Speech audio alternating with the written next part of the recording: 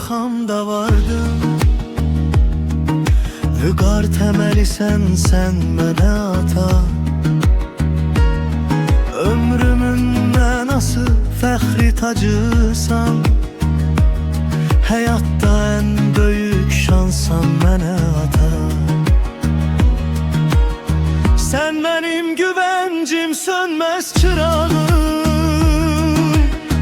Həyat yollarında sarsılmaz dağım.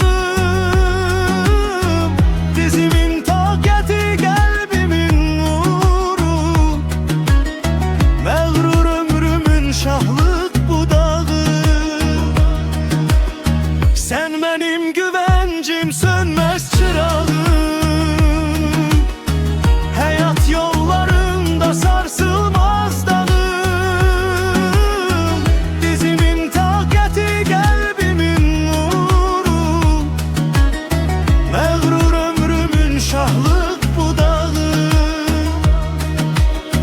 Zəhmətlə yoğruldu keçən illərin.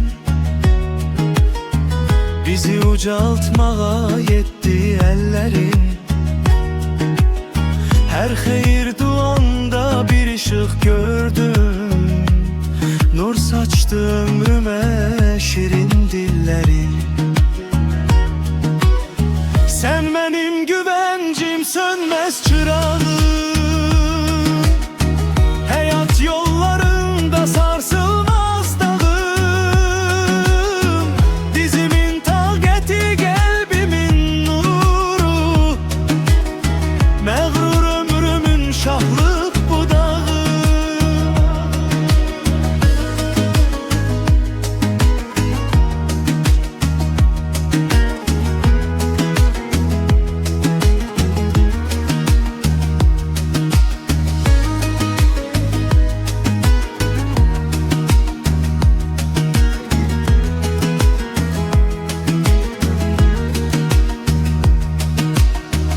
Ucalıp her yerde başım adınla.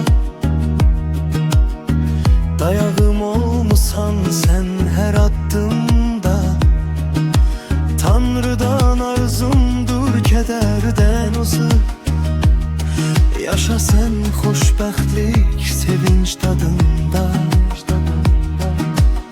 Sen benim güvencim, sönmez çırağım.